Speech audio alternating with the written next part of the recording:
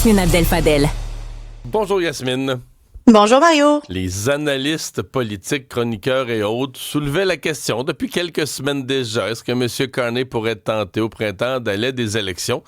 Ce qu'on sait ce matin avec certitude, c'est que la question, elle est posée en haut lieu. Elle est posée à entrer au lieu.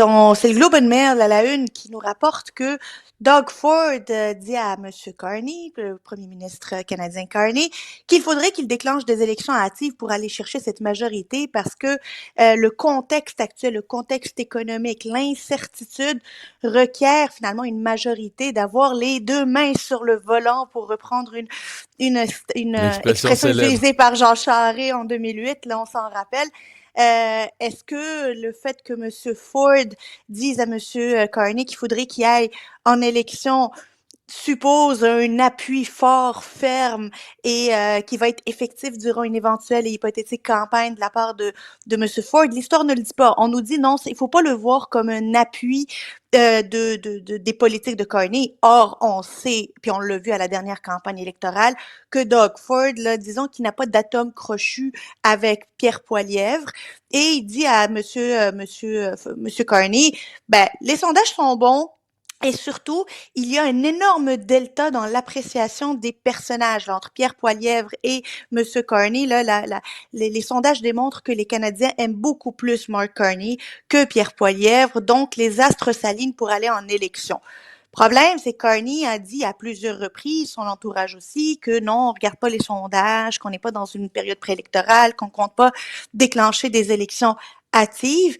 Mais tu sais, des fois, Mario, là, des sondages, ça peut être tentant pour un politicien. Là. Je connais pas de politiciens qui ne sont pas sensibles à des bons sondages. Tu sais que la dernière fois qu'on a eu une discussion semblable, celle qui était minoritaire, qui avait vu d'excellents sondages, qui a décidé de partir en élection, c'est Mme Pauline Marois. Elle était premier ministre du PQ. En 2012, elle avait gagné minoritaire, une élection très décevante pour elle. Elle pensait être plus forte.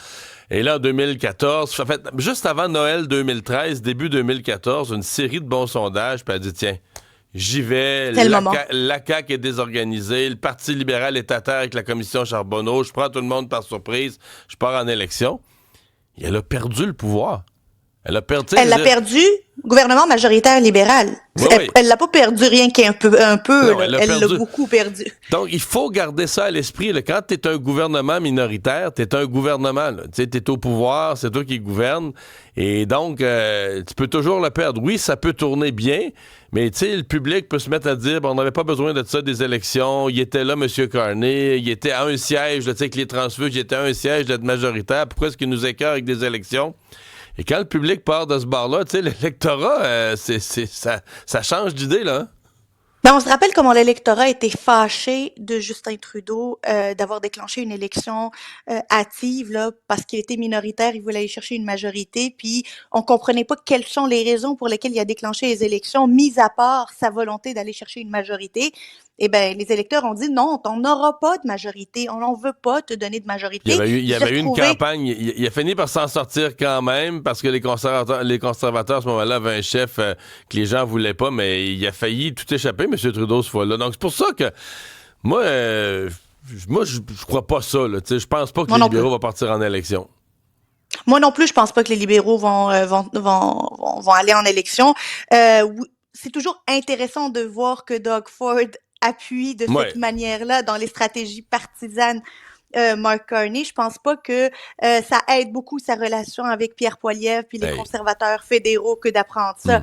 C'est plutôt sur cet angle-là de dire qu'est-ce qui va se passer après entre les deux. Mais il y a quand même, Yasmine, si jamais M. Carney voulait y aller, la rencontre de la semaine passée là, de Pierre Poilievre serait payante pour lui. Là. Parce que là, Pierre Poilievre pourrait dire ben voyons, t'as là des élections parce qu'il y a besoin de majoritaire. Je l'ai rencontré en personne pour offrir ma collaboration pour l'économie. Il n'y a pas besoin du tout. S'il y a besoin d'accélérer les projets économiques, il n'y a pas besoin d'un gouvernement majoritaire. Il a la collaboration de l'opposition. Alors, ça ferait un argumentaire à Pierre Poilievre là, sur l'inutilité des élections. Enfin, à suivre. On revient au Parti libéral du Québec où on a su en soirée hier que Mario Roy a perdu en appel sur la recevabilité de sa candidature. mettre un contexte, là, il y avait eu Mario Roy pendant la période de candidature, on est encore en période de candidature, avait fait savoir au parti qu'il voulait se porter candidat. Problème, c'est que non seulement il traîne une dette de l'ancienne course fédérale, mais il a de la misère à financer le 15 000 qu'il lui faut pour déposer sa candidature ici. Et donc lui, il dit, ben non, on ne devrait pas m'exclure parce que je ne réponds pas à ces critères-là. En fait, il voudrait qu'il soit dispensé des modalités de la course. Là. C'est ce qu'on apprend avec la décision qui a été rendue par le comité d'appel du comité électoral. C'est assez particulier. Il voudrait être dispensé de ces modalités parce qu'il dit que les commentaires négatifs, notamment portés sur lui auprès dans les médias, par les membres du Parti libéral du Québec, ont fait en sorte que ça devient virtuellement impossible pour lui de ramasser et les signatures et l'argent. Et j'ai envie de dire, c'est pas à cause des commentateurs, c'est pas à cause des membres du Parti libéral. En fait, si on veut regarder les membres du Parti libéral, on peut regarder les résultats de l'ancienne course. Il a fait moins de 1% dans les votes à la dernière course au leadership. Mais Fait je que lui, l'ai il reçu dit- en entrevue, Ben la oui. semaine passée, il y a 2 semaines. C'est un petit peu surréaliste. T'as l'impression d'abord que tu le désarçonnes jamais, peu importe ce que tu y dis. Il est un petit peu comme, je veux pas être méchant, mais un peu dans un autre monde, là, tu sais. Je disais, le Parti libéral, ils veulent pas de vous. Ouais, mais là, c'est comme si c'est moi qui comprends pas, tu sais.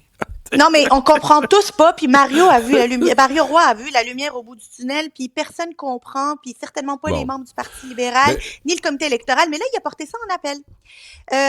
Et l'appel a dit, ben non, vous allez devoir remplir les modalités. Et mieux que ça, ce qu'on a découvert dans cet appel-là, c'est que, tu sais, il y avait eu une personne qu'ils ont nommée sur le comité électoral qui est responsable de l'éthique, là.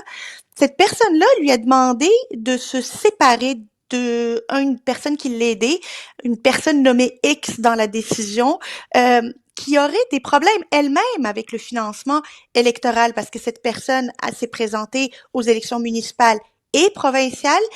Dans une des deux élections, il n'a pas fourni le rapport électoral, le rapport financier électoral à temps. Dans la deuxième, il continue à traîner une dette électorale lui aussi. Ils lui ont dit, ben, nous, on veut laver plus blanc que blanc dans cette course-là. Disons qu'on a vécu notre lot de malheur dans une course qui a mal viré l'année dernière.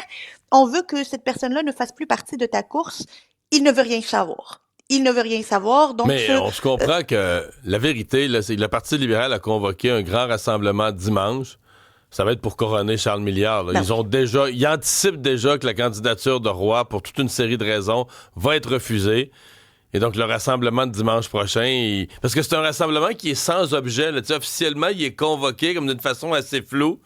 Mais la réalité, c'est qu'ils vont dire, bon, ben, il n'y a pas de course, on couronne Charles Milliard, le nouveau chef du Parti libéral, et blabla. Ça va être ça dimanche, là. c'est la cérémonie de couronnement, là, tu sais, c'est vraiment Bon. la cérémonie de couronnement. Mais Mario, juste pour te dire un autre exemple, ça fait quelques jours, Charles Milliard et ses organisateurs rencontrent les députés un par un. Il commence déjà à y avoir des rumeurs, des changements des officiers. On dit que il pourrait y avoir Marc Tanguay ne serait plus euh, chef parlementaire et donc évidemment chef par intérim, qu'il pourrait y avoir des changements Hum. des officiers.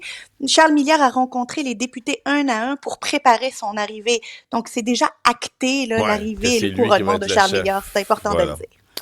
Et moi aussi, j'en ai une petite chose à surveiller pour toi aujourd'hui. Médecin Vas-y fort. spécialiste. Selon mes informations, c'est une négociation qui avance très, très bien. Est-ce qu'on pourrait avoir fin de journée aujourd'hui, demain? À moins. C'est probablement la prédiction la plus risquée à faire parce que des fois, une négociation, c'est à la dernière phrase, là, avant la ligne de la signature, que ça dérape puis tu peux reperdre une autre semaine. Mais en fin de semaine, il y avait des gens qui étaient très optimistes pour un règlement là, dans l'immédiat. Là. Donc, on va Ce qu'il va rester. falloir surveiller là-dedans, c'est est-ce qu'il y aurait une bonification qui pourrait aussi faire profiter les omnipraticiens, parce qu'il y a toujours une clause remorque aussi pour les omnipraticiens. Ça risque d'être très intéressant, cette entente-là. Merci, Yasmine. À demain.